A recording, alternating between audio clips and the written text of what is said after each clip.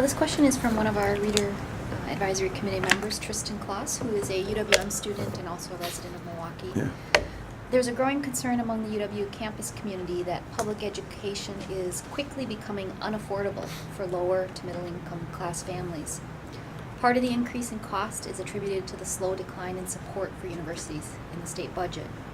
What solutions do you see for keeping our public universities affordable for all of Wisconsin's families? Yeah.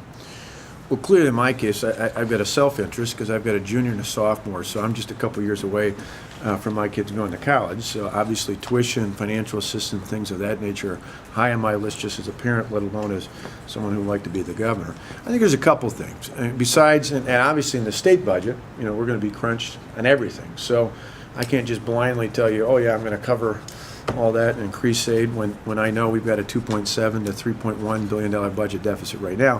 What I can say to that question is, I think there are things we can do campus by campus to empower, whether it's UWM, whether it's UW-Madison, Oshkosh, UWGB, La Crosse, you name it, to empower our individual campuses to have more autonomy over their futures. And in particular, to free them from some of the restrictions that both state government and in particular the UW system impose on them.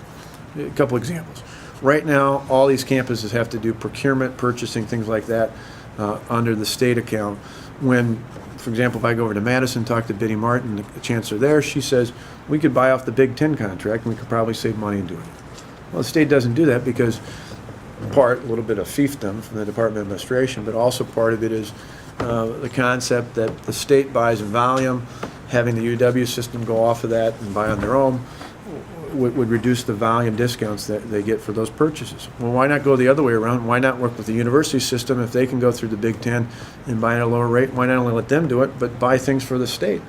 Now that would take a reversal in opinions about the role of state government, but to me, if our purpose is to provide better services, not just bigger government, that might be a way to do that. Those are just a few examples of things, but I think the more we can do to empower those campuses to better spend, better control the money they have, and not just for financial purposes, but I think when you think of the M7 here, you think of the new North up in the Northeast, when you think of all the different regional economic development groups out there, having a system where they can tie in more locally and not just be under the UW system, but tie in specifically to the regional economic interest of the area, I think would be very effective. We see it not only for UWM, but UW Parkside and UW Whitewater.